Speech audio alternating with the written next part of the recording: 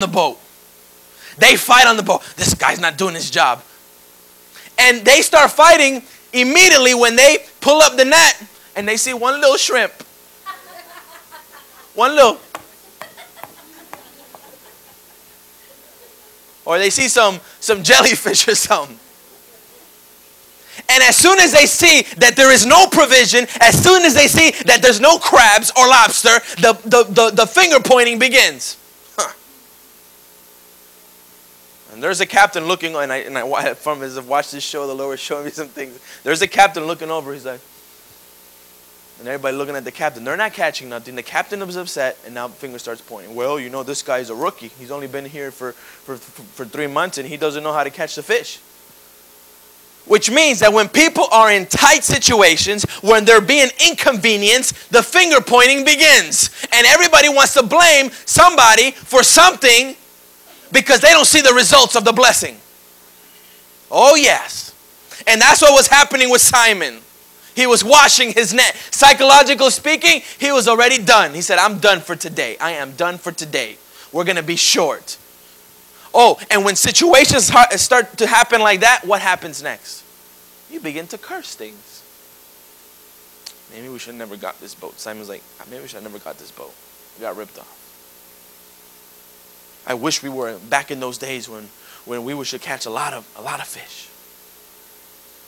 So number one, psychologically speaking, they quit. Say they quit. They quit. Number two, they started thinking back and how things used to be and start living in the past. And when people start going through bad situations, the number one thing they start doing, they start going to the past. And they start reminiscing. Well, I should have never left this man. He was good to me. And that's when the devil takes advantage of people. Oh, I shouldn't have left that girl. She was very good to me. Yes or no? And number three, they start cursing things. Why? Because nothing works. And we have what's called a sinful nature. And when a sinful nature takes place, guess what's happened? Curse. Curse starts coming out your mouth. Oh, this sucks. This doesn't work. Oh, this stinks. Oh, this, that. Oh, this. And we're always broke. And we don't have any fish. And these nets are old. And maybe that's why we're not catching any fish, because these nets are old. We should have never got the ones that were on sale. We should have got the ones that were more expensive. And maybe we could have caught some fish.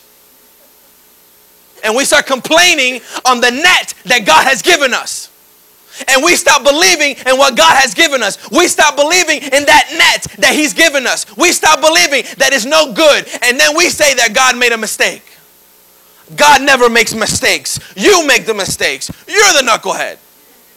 Nobody else is the knucklehead. Ain't nobody pushed you anywhere. Ain't nobody asked you to become no fisherman. And when people are going through situations like this, where they are washing their nets, where they have given up, what happens next? They don't want to listen to any counsel. And I can imagine Simon Peter's his attitude when Jesus said, "Let me get on your boat and talk to the people." And I don't even know what the Bible doesn't even say what happened, but I can imagine Simon saying, "Listen, this is not a pulpit. This is not a church. This is a fisherman's boat." Maybe he never said that to Jesus, but maybe that's what he was thinking. Now, I want you to lift your hands and be honest with you. If people heard some of the things that you say or think in your heart, you think they like you? It's okay. You don't have to say nothing. If you always spoke what was on your mind and your heart, would you have any friends? See? Maybe Simon didn't say nothing, but he was, okay, no problem. Oh, yeah. And when things are going wrong, nobody wants to do a favor. Nobody wants to go the extra mile. Why? Because there's no motivation, because they don't see results. It's like when the refrigerator is empty and you open, oh, we don't have any food. Maybe we don't have the stuff that you want to eat, but there's food.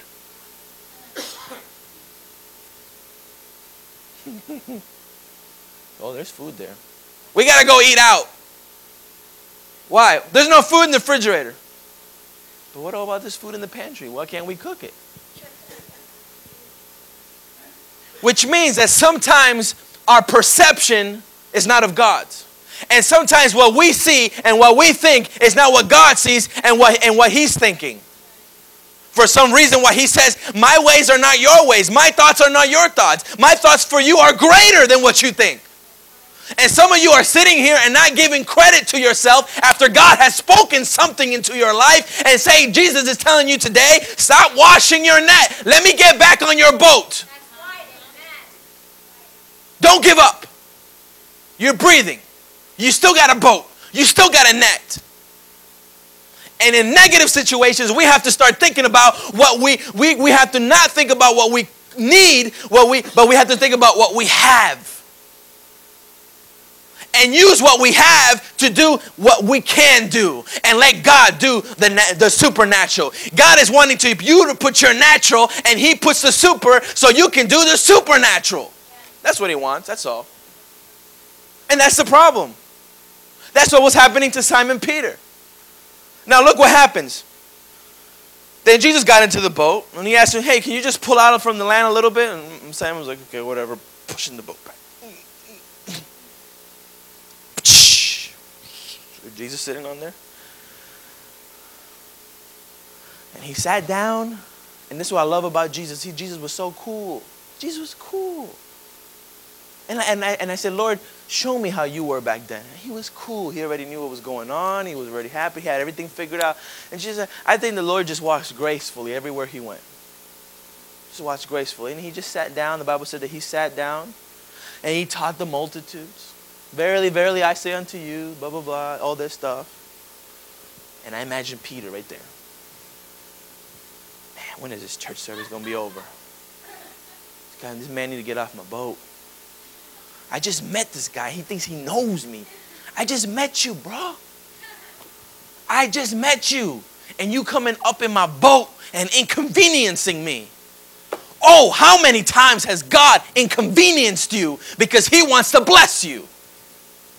How many times has He promised you something and you end up doing something that was not that something that He promised you? And He says, stay doing that something. I know it's not what I promised you to do, but if you do this something, you're going to get to that something. Am I speaking to somebody here today? Peter just with an attitude, just sitting on the boat. Man. And he's stepping on my wood floor. And he's sitting on my favorite seat.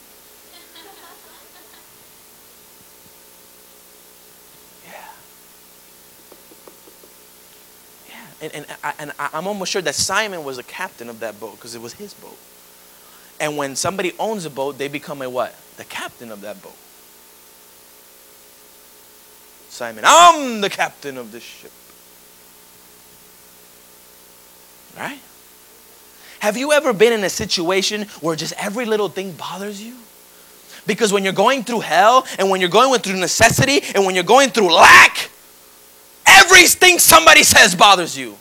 Carrying a forever chip on your shoulder. Yeah. What you want? What you want? Hey, bro, I'm just asking for a piece of cake. Yeah or no? Yeah or nay? Don't be acting holy, some of you here. Right? Things are going wrong. Everybody say something.